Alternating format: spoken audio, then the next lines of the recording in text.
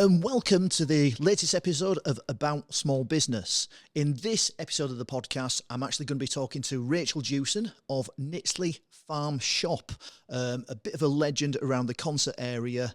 I'm sure there's going to be a lot of interest in this podcast. Rachael, just for a bit of background, would you be able to tell me about how you kind of, your background and the farming industry? Yeah. So I met my husband back in 2002, and we got married in 2006. He's sixth generation on the family farm. Wow. And so it's been in the family a long, long time.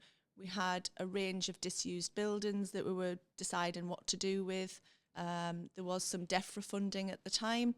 And so with the farm wasn't affected with foot and mouth. We didn't lose our livestock, but the markets obviously weren't strong. And so we decided to try and take our product direct to market and develop the farm shop. It took about 2.5-3 years to do the conversion of the buildings. So we started in about 2006 relocating sheds and things. Wow. And then we opened on the 4th of November 2008. Brilliant. So what was behind that decision then to sort of take that direct to market? It was just because for years my husband was basically sick of going cap in hand to the market, because the supermarkets would fix the price and they would basically say, this is what we're willing to pay for your stock. You had no say in that. It wasn't related to how much it had cost you to produce. Is this the situation that a lot of farmers are still facing then, if they don't have your That's resale it. facility? It's because the problem is the supermarkets have a monopoly. They try and promote that they're using local produce and things, but then the reality of it is that they often won't pay the necessary price. And if you've got livestock particularly, or sort of vegetables and things that are ready for market, ready for sale, there's not a lot else you can do with them. They're either going to get too fat in the terms of livestock, or if it's vegetables, they're going to go off. So you have to sell them. Right. So, and quite often as well, they would say they wanted, say, 40 lambs one week, but then they would turn up and say, oh, actually, we only want 12. In that case scenario then, what are you then going to do with the other lambs? Well, then, because we used to sell direct to Marks and Spencer's local lamb scheme before we started the farm shop, but then the other ones we just have to take to market and try and sell them on. Wow. So just very much a sales job. And has that been something that's helped you, though, to transcend that into positive? Obviously, you've had to learn how to sell. Yes. Learn how to market, learn how to sell, obviously build a team that can help do that, which has been, got some great staff. So, yeah, it's a very steep learning curve. But absolutely. Yes. Fantastic. So in terms of the setting up of the farm shop, what was the main thing that inspired you? Was it a case of like you facing a bit of adversity in terms of the... Yeah, my husband's always had a passion for food. He loves food. He's far better cook than myself. I just have cheese on toast. But so he's always had real passion about food and about the quality of his produce. Like I say, we had this range of buildings. Obviously, a lot of farms over the years have developed to barn conversions, things like that. We didn't want to go down sell enough for the housing route. So we developed it and had the cafe side. We always wanted to open the cafe with the farm shop at the same time, although it steepened the learning curve. And we also wanted people to be able to come and get like a full basket shop. So if you're having a nice dinner party, you could come and get the meat, the vegetables, some dessert, accompaniments, a nice bottle of wine to go with it. So that was not nappies and toilet rolls and things like that, but give Tesco's a chance. Other supermarkets are available. So yeah. Oh, fantastic. So in terms of setting up of because I mean, you mentioned obviously you've got two aspects to the business. You've got the farm shop. You've also got the cafe as well. Yeah. Now, I mean, I've used both. Particular fan of the sausages, which were the accompaniment to my Christmas breakfast this year, certainly. And the sausages, when I pop down, I love the sausage sandwich. Which one, in your view, would you say was the most popular? Which one has taken off the most? I think the cafe side was probably a little bit more popular from the get-go. Right. I think in terms of butchery and food production on that side, it takes a little bit longer to build trust with the consumer. Yeah. And the cafe, when we first started, it was very much scones, coffee cake, that sort of thing. And then it built pre-COVID. Obviously, we were more sort of restaurant style, but COVID just wrecked the entire hospitality industry. But yeah, the farm shop built a little bit slower than the cafe side, but then overtook the cafe side. It certainly seems to be doing well now. Yeah. You mentioned COVID just then and how it kind of decimated that industry. Yeah. I mean, I'm sure there are a lot of people that would watch that would relate to that in various respective industries. Yeah. Because the next question I wanted to ask you was, in terms of getting to where you are now, what were the major challenges? Any major challenges that you're happy to talk about? Anything that you even consider like an abject failure, where you're in real trouble or anything like that happen? I think to cover them all, you'd have to do a long podcast. We're generally working on about sort of 50 minutes to an hour. Yeah. So I always say I could write a book because it's been sort of ups and downs, and I always say I'm a bit like a swan, so you just have to keep the outside looking absolutely fine and pedal frantically underneath to resolve anything and everything. Right. I mean, oh God, name a few. We had a lightning strike direct to the farm shop. Wow. Which took, and a few customers may remember it, but it took 6... Were the customers in the shop? It wasn't direct, it was to the farm building behind. So it hit all the telegraph poles, and it corroded and burnt all the telephone wires, internet cables, data cables, anything connected to a telephone wire, basically. Wow. It fried the extensions in my house, and there was smoke coming out the utility room. It nearly fried my husband. But it took 6 weeks to get everything back up and running. And in that time, you've just got to try and keep going, you know. So BT half fixed something, and then a Saturday morning we lost all the card machines again on the shop floor. Good heavens. It just caused pandemonium. You know, we had COVID, and that was horrendous because, as I said to staff at the time, as an employer, as a small business owner, we got no more information or help than everybody else was getting.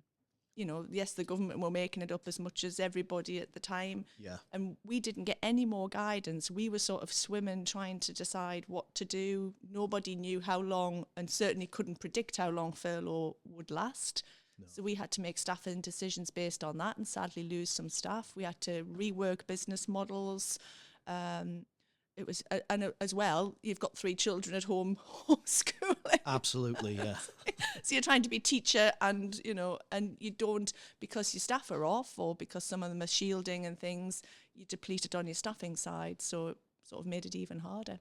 Wow. So, but there's many more. You know, you get the odd case of livestock escaping in the middle of the day, and that sort of brightens things up. Or power cuts. Obviously, we're quite vulnerable to power cuts. We had one last week with the winds and everything. That makes it difficult to keep the business going. We certainly get the wind here. I don't know if we'll pick that up in the cameras or not, but I can tell you the wind here is pretty strong at the minute. So, and then staffing challenges. Like I say, we've got fantastic staff, but that's not always been the case over the years. You know, it's difficult to sometimes... Staffing seems to be a big one. I was chatting to a gentleman the other week on this, and he was saying that's probably one of his major challenges, finding good staff. Yeah. And then obviously good staff will then obviously progress. Yeah. How have you dealt with that? You know, until earlier last year, only due to retirement, we had the lady who'd started with us as our first member of staff. So she'd been with us 14 and a half years. Wow. So we do have good staff retention. But like you say, you know, people move on. And I think COVID again sort of made people reflect and think about options. So one of our guys in the kitchens just left. He's changed tack completely, and he's gone to be a police officer. So people do make life-changing choices and things. I think it's getting a lot more common these days as well. Probably post-COVID, just to go back to that, a lot of people just rethinking their lives after having it completely decimated. And we did the same, really, because we were open Tuesday to Sunday, and Sunday was probably our second busiest day, but mainly on the cafe side for Sunday lunches, breakfasts, things like that. And we'd done... You know, I'd worked every single Sunday, more or less, from the day we started, right through when the kids were little. Wow. And they were just used to that. That was just how it was. But I could never say, right, I promise I'll take you there on Sunday, because if a member of staff rang in sick or a busload turned up, I would be working. And then COVID, we had to shut the cafe side, and that was obviously the side that was worst hit with the hospitality regulations. And the kids got used to us being around on a Sunday.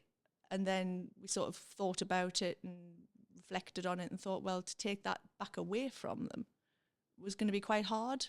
And also from a staffing point of view, it was easier to say, well, we're just open Tuesday to Saturday, and full-time staff work those days. So you're not carrying extra staff to cover the rotation of days off in the week and the Sundays, and, so it just made things a bit more straightforward. Yeah, you mentioned the kids. Obviously, I know all three of your children, and I have seen all three working in the shop. They might complain it's slave labour, but I mean, certainly, from what I have seen, that they seem to have been really getting involved and enjoying it.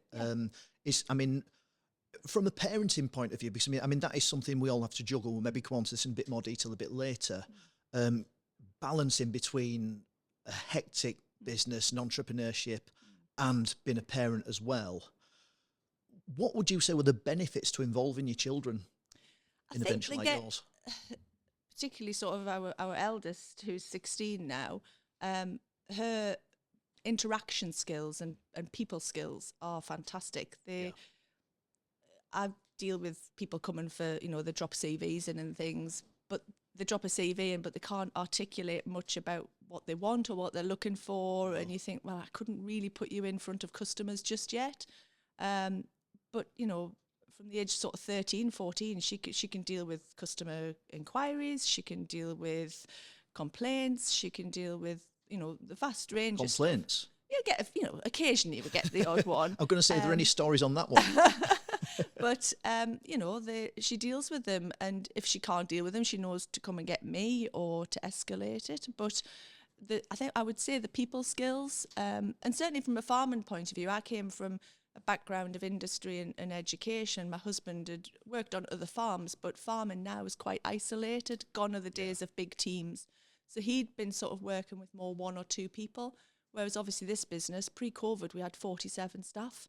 And so it gave the kids an interaction with quite a wide range of different people on the farm. So, they learn to talk to older staff members, people their own age, customers, and fantastic. Quite a wide range of skills. So definitely something you recommend. Because I mean, it's quite a traditional thing in the farming industry, isn't it, as well? Yeah, I mean, I posted a video last year of the little one, because my husband had a back injury, of driving the tractor, and people were sort of like, oh. And I said, well, that's just, he's been supervised. His dad was sort of alongside him and things, but he had to do it. I remember farmers I was at school with who all came in bragging about driving a tractor, and everyone else being so jealous. It's like, best we got with the Dodgems or something at the fun fair, and they're driving a tractor. Yeah. Well, the 13-year-old's just done his tractor driving qualification. So, so he's just passed a test for his 13 to 15 tractor driving. Right. So, brilliant. It's great opportunities for them. So no, superb.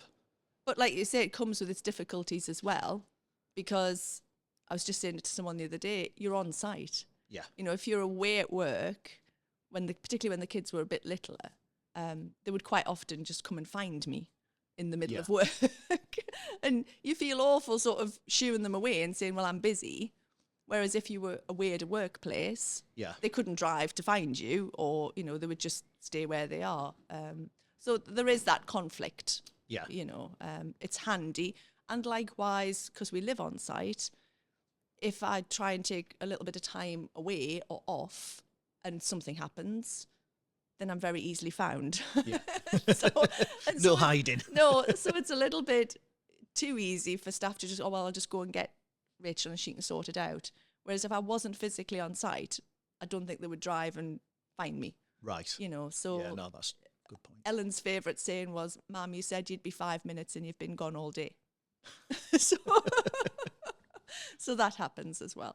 Oh, great. And the other thing I wanted to mention to you, I mean, it's in the news at the moment, and I know you had some concerns over it, But another issue that I believe that's affected a lot of farmers. A lot of farmers voted for it and then weren't happy with what they got, and that's Brexit.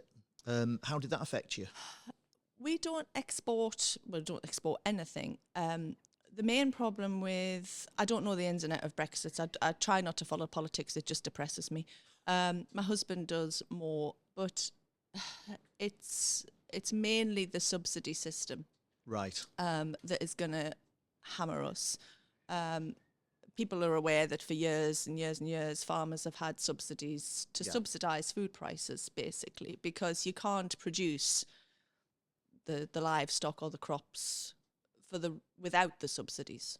And particularly now, the way wages are going, once minimum wage was brought in and agricultural wages were always sort of fairly low, but now everything's been standardised.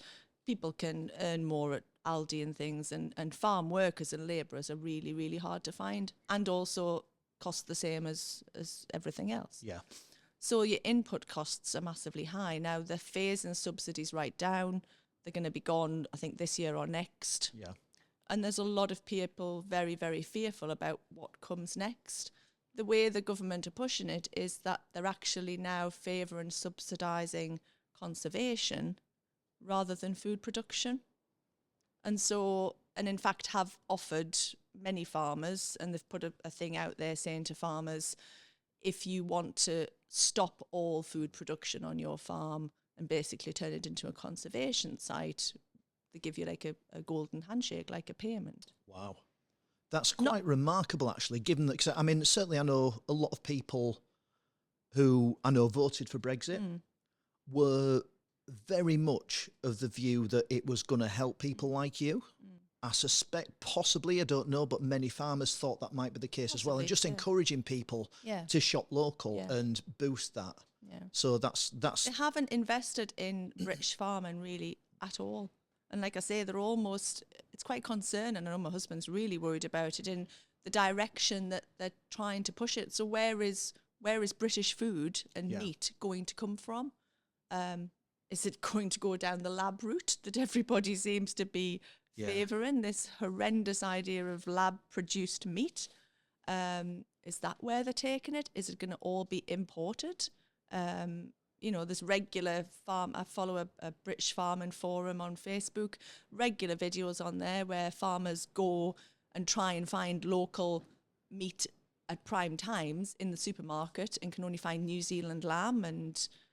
and our welfare standards are fantastic in this country, and we have so many hoops to jump through to make sure those welfare standards are met, and we can't assure that New Zealand lamb or Argentinian beef is to the same standard. I seem to recall that was an issue with the Australian trade deal that was set up. A lot of farmers getting very upset that what you've got to produce it's can't not the same. compete on a level playing field. And it's really, I mean, from a consumer perspective, particularly at the minute with the cost of living crisis, it's very, very hard. To do the moral thing. Yeah. I don't think it's controversial to say that, doing the right thing and supporting your local businesses. Yeah. I mean, obviously is what very much we're trying to promote through this podcast. But getting so that's interesting that's been made so difficult for you. And it's also just the economies of scale. So in places like New Zealand, Australia, probably Argentina, the farms are much bigger. Yes. And so your economies of scale, whereas British farms traditionally have always been small family farms. Yes. And now my husband at 52, he's 52 this year. Willie, thank you for telling everyone. is classed as a young farmer because there's just not the people coming into the industry. And it terrifies me. I mean, I've done a couple of talks at local schools and things. They've asked for careers things. And I've done both on the farm shop side and from like the agriculture point of view. And you'll say to the young people, have you ever thought about a career in farming? No. And you say, well, where's the food going to come from? Yeah. Tesco's. And you say, so it arrives on Tesco's shelf in a packet, already made. Nothing has to happen before that. And you think, gosh, they're so removed from where food actually comes from. In some ways, that's quite shocking. But when you think about it, I suppose not surprising. Because, I mean, you say you've been into schools, but I mean, I don't think it would be very controversial to say most teachers maybe won't give it a second thought. Yeah. They're preoccupied with obviously what they've got to do with their day, the pressures that they're under. And I think for the older generation, we kind of take it for granted. Yeah, obviously your beef comes from a cow, your bacon sandwich will come from a pig. Yeah. But like with everything, things are only obvious if someone tells you and you know about that. We've done tours as well, you know, so I've had students visit for different courses, vocational courses, but I have to try and be politically correct. So we have a big cutting unit out the back where the carcasses are hanging. Yeah. Now, I just forget because our kids have grown up with that and they absolutely, you know. But I have to say, if anybody is squeamish or religious beliefs or things like that, and a few quite often don't come in.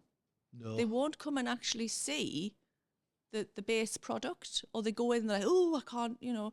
And you think, but it's just, if you're willing to eat meat, you should understand where it comes from. Absolutely. And the process that it goes It's interesting. through. I remember my own daughter telling me in biology when they started dissecting things, you know, which is going to be, I suppose, a little bit less obvious than what you've got going on a farm. But certainly she was saying that people were sick at that. And it's just, I suppose that's a constitution. You know, we're not going out and hunting and gathering and bringing the food back. We need the farmers. Yeah.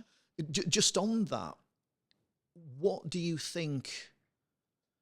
I mean, you know, I don't want to make this overly political, but it is kind of relevant because we do have an election coming up. Yeah. Whoever might get in, what support, what would you want them to do for farming? They've really got to, I'm sorry to say, it's the media. I watched a horrific program the other day. It wasn't anything gory or anything like that. It was about the message it was getting across, and it was about something about fighting back, the burger fight back, and this guy, he was a disabled chap, doing, making this thing, plant-based burgers.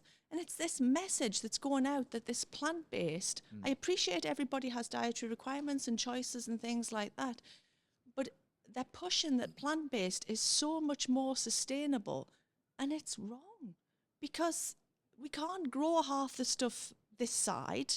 They've proven that, you know, to produce, like, I don't know, oat milk or almond milk, the water that takes for hydrating the almonds, and we can't really grow almonds over here, but we can raise fantastic quality protein on the grassland of beef and lamb. And I mean, the pig industry in this country is decimated because it all went to Holland, and you know they brought all the bacon and everything in from there. But it's to support the food production, because God forbid we go down the route of this whole Russia thing and we truly become dependent on producing our own food again. Yeah. I don't know where the people are going to do it. I've heard that said a lot because I mean obviously we've got import checks coming now, which is going to push prices up. Yeah. And you know, people, I think quite rightly are saying, well, that means, and this is what, as I say, I think a lot of people wanted to say, let's support our homegrown stuff. The problem it's going to come, going back to the subsidy thing, the problem it's going to be is that, and my husband had said for years, he said food has been held artificially low, the prices, because of the subsidy system. Right. So people have been used to that basically supported price. If that's withdrawn, it's gonna seem a huge jump to what the price should be. Right. Because that support is no longer there. Can I ask you on that? Because obviously with inflation that we've been going through in the UK, what might be a worst case scenario for food prices in your view over the next year or so? I don't know about the percentage, but I mean, you know, we have, going back to COVID, I've now said COVID was actually, in retrospect, quite straightforward because the support was there. Yeah. In terms of grants and support for wages and things. What was harder was the 18 months afterwards, right, when the support stopped, and then the massive inflation rates on food, wages. And it really annoyed me because, you know, you had all the strikes with the doctors and public services and things because they were asking for 6% or whatever it was. And then the government say to small businesses who are trying to employ local people, and have the cap, if you like, that we can't just escalate our prices willy-nilly because people then say, oh, the farm shop's expensive. But 18 months ago, and they're doing the same this April. They say, this is the living wage.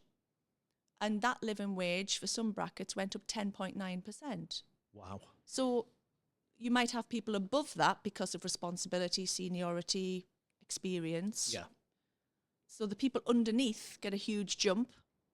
What do the people above? Then they go, well, they're nearly the same as me. So you have to effectively put your whole workforce up 10.9%. Wow. And that's not choice. That is, you are doing it. That's And then what they've done is the next April, they've gone the same again. So I looked back, and from when we opened 15 years ago, it's more than doubled. Wow. Minimum wage. Now, my prices haven't more than doubled. No. You know, and on weighed items, it's not so apparent, but on something like a chocolate eclair, if we put it up 50 pence because of input costs, people see that it's gone up 50 pence, and it's like, but with the Russia thing last year, I had to bring some of the emails down because we were getting some complaints that prices had gone up and the staff were concerned. And I said, I don't have a choice. We were seeing flour prices go up between 45 and 75%. And that was 3 times a week. I would get emails from the suppliers and literally a page, and I would go through and say, please tell me you don't use such and such because that's gone up 82%. It was the rapidity of the price rises. I literally, not last year, the year before, had somebody employed for 6 weeks as a short-term contract just to keep up with how fast the prices are rising. Blimey. Because we home produce so many things. We use flours, butter, cheeses. It's not just sort of a jar coming in. That's the easy thing to track.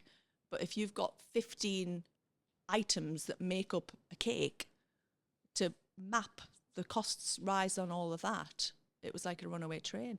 That sounds absolutely crazy. So that was down to obviously what's going on in Ukraine.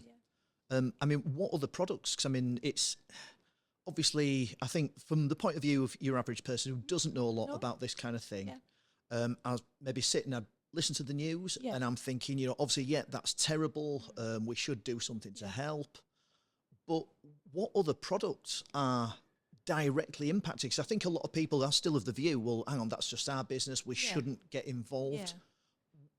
How does, you know, sort of from someone like yourself who is a bit more in the know in terms of what you're importing, products and things like that, that you have to factor into what's going on for you, what other products are there? Flour was a big one, because Ukraine is known as the breadbasket of Europe. And again, it goes back to the fact that we don't produce anything here. You know, we don't have the production of wheat and crops that we used to have. And so, ironically, some of our stuff's exported and then we're bringing more in. Butter was a big one. Butter for me was the benchmark. So we used case upon case of butter. At one point, we were paying £38 a case. It went as high as £110 a case. Wow. And, you know, I was just watching it go up and up and up. And so it's terrifying. Think of veg has been at times hard to get, and the prices, either the quality was a bit low or the prices were very high. That fluctuates faster, so it can go up, but it can also come back down quite quickly. We haven't really seen the prices of, like they say, the flours and things. They've dropped back a little bit, but not. But then conversely, like I say, your wages have gone up, and your electricity is, you know, skyrocketed. Absolutely, and the gas. I think from the look on your face there, what I'm not going to do is ask you about the utility bills for this. Well, what I will ask though, which I think this kind of does lead on to, certainly I know obviously from working for myself, it can be pretty lonely at times. It can be stressful. I think you've kind of conveyed that as well with the sort of tribulations that you've gone through. For yourself, I mean, mental health is big in the news at the minute. How do you look after your own mental health? Keep going. That's all you can do, isn't it? You just keep going. I try and ride. My daughter and I share a horse. And so I do try and sort of take myself off to go for a ride. That was something I've done since I was 8. And so that sort of takes me back to when I was younger and carefree. But then it becomes a bit of a stress because I'm a terribly sort of self-blaming person. So I think, oh, I shouldn't be doing this. I should be doing such and such. And if I didn't do this, I could get that done. So it becomes constant guilt. It becomes a guilt thing in itself. You know, I always say I feel guilty when I'm at work because I feel I should be with the kids or tidying my mess of a house. And then when I'm in the house or with the kids, I feel guilty because I should be doing the jobs that should be at work. So yeah, it's a double-edged sword that sticks hard. I can imagine. I mean, I suppose there's a bit of a cliched question. Can you have it all? As a woman in business, can you have it all? I've met your kids. I will say the kids, all three of Rachel's kids, are absolutely fantastic. On good days. And I mean, certainly based on your children, I don't think anyone that knows them could say that you were anything other than a great mother. I'll try and say it without crying. Yeah, it's my biggest regret that the business took a lot of time when the kids were little. That was staffing issues and a couple of other things. But when I had my daughter, I was working in education. I had more or less a full year. Right. But in that year, we were setting up the business. So I was still quite busy. Practical things, research, paint and guttering, things like that.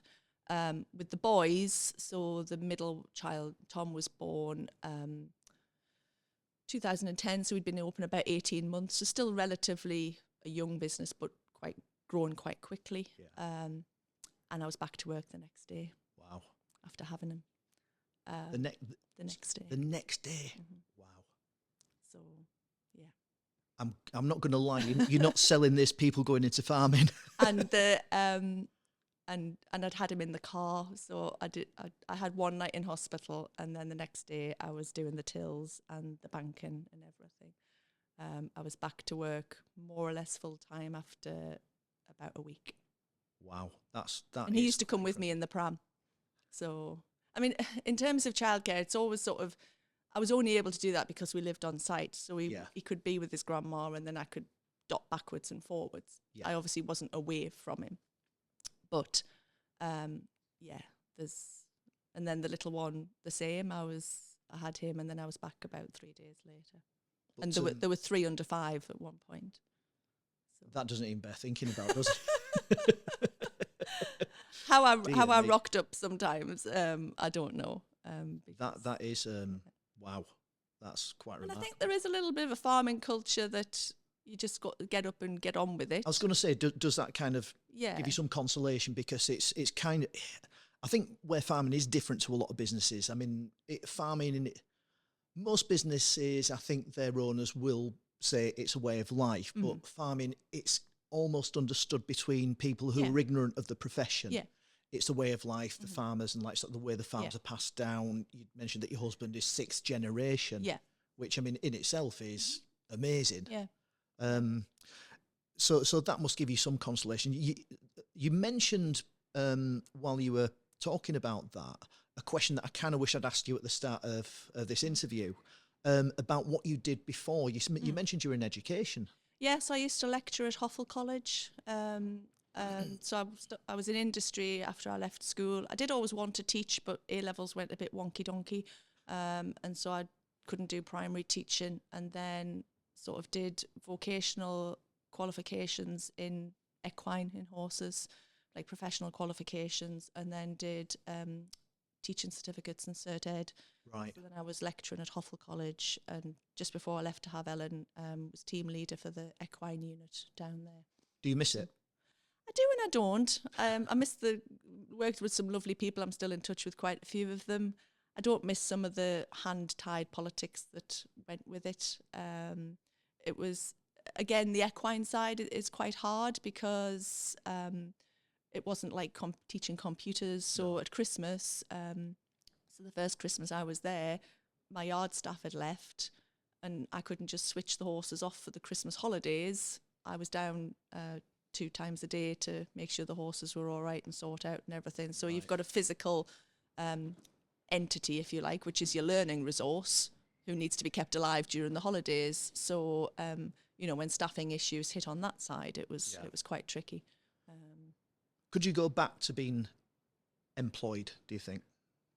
I sometimes think it would be marvellous. I could. And, I sometimes say, I'm not blowing my own trumpet, but I would make a good employee, because when you're self-employed, you can feel the worst of the worst, and you've just got to drag yourself out and get on with it. There's no sick pay, there's no holidays that aren't worked for beforehand. I mean, you literally get nothing. Yeah. You know, we had 4 days holiday last year. That was it, because between the difficulties of, not the difficulties, but the tie of the farm and the farm shop side, and the whole school holiday thing's a completely different conversation. That's a podcast in itself.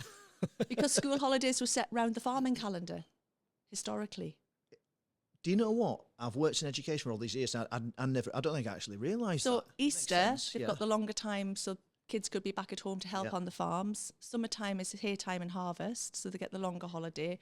And Christmas, well, October is tatey picking week. Wow. So my husband was nearly born in a tatey field because his mum was picking taties. And then Christmas, livestock inside. Yeah. And so providing everyone with the food for the Christmas dinners. So we physically can't be away at some times of the year, which obviously with the restrictions that now are in school holidays with education. And for this side of the business, the farm shop side, our staff who have children have to take their holidays in the school holidays. And because we're a hospitality business, we're busier in the holidays. So all these little things that you don't think of. So I mean, traditionally, have head teachers been sympathetic to that?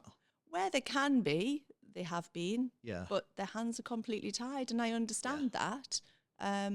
And of course, it falls into it's not exceptional circumstances. And my answer is, well, it is sort of exceptional circumstances for our family. Yeah.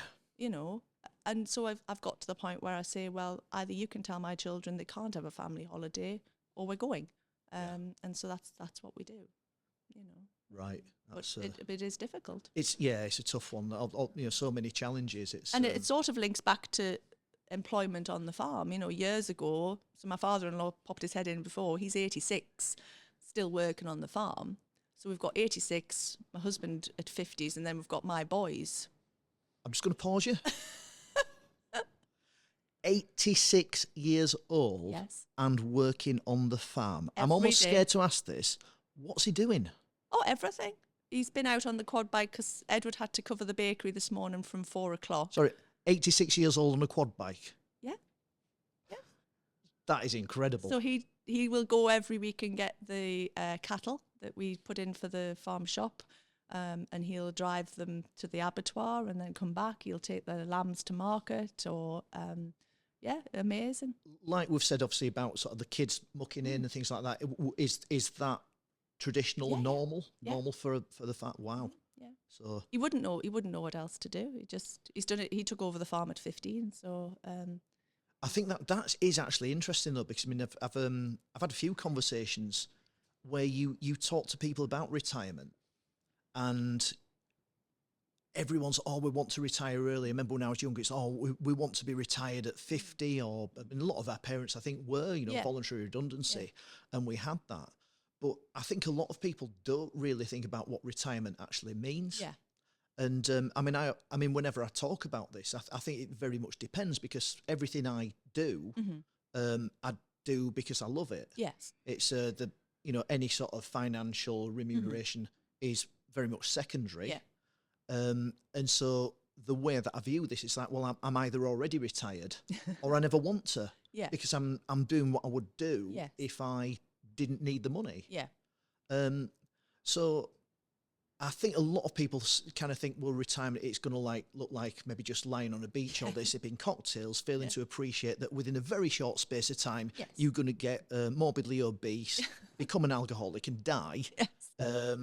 But I mean, so from your perspective, what would retirement look like for you? I don't know. I'm really bad at not doing anything. Really bad. Do you think you couldn't retire then, like your father-in-law? Not. Probably not. Picking potatoes. As sad as that sounds, probably not. I don't think that is sad though, is it? Because I mean, this is a way of life for you. But I think, you've tasted employment. You know what that's like. But this clearly, because I watched your expression when I asked you if you could go back to employment, and you've kind of got a furrowed brow. It's like, well, you clearly love, despite everything. Oh yeah. You love what you do, and there's that passion there. Yeah. And that's something that, podcasts I've watched, in any interviews I've seen, that has to be there, that passion. Yeah. And I think for so many people with a job, that is something that can be lacking. Yeah. It's like if which many people, let's not be fair, a lot of people do have to prioritise putting a roof over the head, putting food on the table.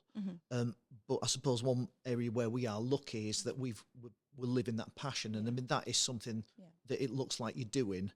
And there's not, I think, the hurry to escape from it, as there maybe is with people who've got jobs who don't like it and they just want to pack it in and then go become alcoholics on a sunny beach somewhere.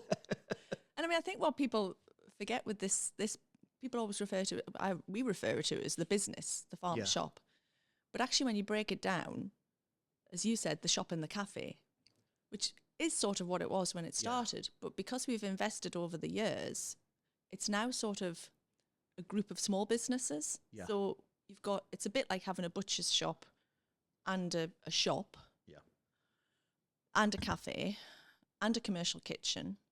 Then we produce all the pies on site. So it's like having a pie production unit. And then the farm is a separate business as well. So it's sort of 5 or 6 businesses to manage all together. Brilliant. I mean, what advice would you give to anyone thinking about starting up for themselves? It is good. It is good. It's hugely challenging. Like I said, the learning curve when we started was sort of, vertical. And it does have its ongoing challenges. It's very stressful. Lucky and not lucky that I do it with my husband, because that support is there. But also, I always say we don't have conversations, we just have a series of mini business meetings. So that sort of great support is there. And it's an understanding, because he understands exactly the challenges that I've had, and vice versa. But yeah, it is good, but it does have massive challenges. So how, if someone was thinking about starting a shop, I think it depends what you do. I mean, the challenges of food retail are high, because you're dealing with not a volatile product, but a product that you've got to be on top of all the time. There's huge legislation around it, food safety, all the measures, all the things you need to adhere to, which is fine, and we do. And because we deal with raw and cooked, we're classed as quite high risk, so the measures have to be even tighter. Whereas if you had something like a card shop, cards don't go out of date. You might refresh them and things like that, but it's not quite as sort of, you're not going to kill anybody if you give them an out-of-date card. So it's, if you give them an Easter card instead of a birthday card, they're not going to be too worried. No. But there is, there's life-threatening risks with ours if we get things wrong. So get on top of that before you do anything else. Apart from that, don't. Well, it is. It's just making sure, and as we said earlier on, the legislation for everything is becoming more and more, health and safety, HR. I mean, the HR side of COVID was just a nightmare. Yeah. Because it had never happened before, so nobody knew what we had to do. So, we were writing furlough agreements and coming up with new policies as you went along. So there's, I would say if you're going to do it, make sure you know the legislation side and what you need to do inside out, as well as the business that you're actually trying to sell or the service. So do you, I mean, moving forward, I mean, do you do very much online? Is that very much any part of your business? We do a bit. What we haven't done is the way the supermarkets do it, and that is you can pay for everything online. They obviously have the teams and the facilities to basically, a lot of our product, because it's fresh, is weighed, and therefore until we actually weigh it off for an order, we don't know how much it's going to be. you could, when you're a bigger business, or if we had the staff in all the time, you make pack sizes. So then it's a £5 pack of bacon, a £5 joint of meat. And so people buy that online and then they can pay for their whole order. We sort of went online a little bit with COVID so people could place an order. We would ring them back to take payment and they could collect remotely at the back door. And that still is online. But I think what we found is that people, once we got through COVID, they want to come down and have the whole experience. They want to, we're not too far away from the town, but it is quite quiet and rural. And people want to sort of escape and come down and have a nice shopping experience and maybe have a coffee and sit outside or walk the dog. So they don't really want to do it online. There's plenty of online opportunities. Yeah. We do it a bit at Christmas just because everyone's busy at Christmas. Yeah. And it just makes placing their order easier. Absolutely. And then they just come and collect. So. Fantastic. So looking to the future then. I'm retiring tomorrow. I think we know by now that's definitely not true. There's lots of speculation about the industry. We've covered an awful lot about that. That's actually been really informative from my perspective on that one. How do you see the future for your collection of businesses? Hopefully continuing. We have the family dilemma, and it's happened in many farming families, friends that we know, and sort of obviously we're in farm shop organisations, and we've seen it happen across the country. Do the children come into it? Yes, they help out now. Do we want them to come into it?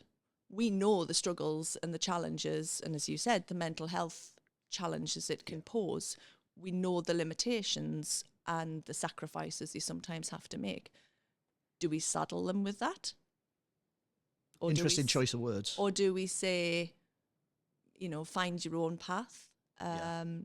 If they want to come back to it, fine. Can they all get along and work together is another thing. There's 3 very different children with very different strengths. There is the, capacity for them all to take a sphere for themselves. Ellen to take sort of the organisational admin oversight side. Tom's very interested in food and loves cooking, so he could take that side. And William does seem to like the farm side, so does he take that? And so lots to think about, but, they will find their path. And one thing we didn't mention is my husband had a massive back injury a few years ago, and that sort of made us reflect and think the what ifs. Yeah. Because the boys are a few years away from being able to take it on, like we said, even from in terms of driving. Yeah. Legally on the roads, they're at least 5 or 6 years away from driving. And, if he hadn't got back up and about, my father-in-law is 86. Yeah. Can he drive every week? There's that side. There's a big gap in between. So yeah. Depends on the next generation. It depends on what the next generation want to do. As it does for us all. And what happens with inflation and all of those things that are outside of our control. Well, certainly, I think from the locality, I think everyone wishes you all the best. Get yourself down to the farm shop. I can say the food that they produce here, that they sell here, is absolutely amazing. Particular fan of the sausages and the sausage sandwiches. Get yourself down to the cafe for that. Rachael Jewson from Knitsley Farm Shop. Thank you. And the cafe and everything and else. All the rest. It's been an absolute pleasure. Thank you very much for your time.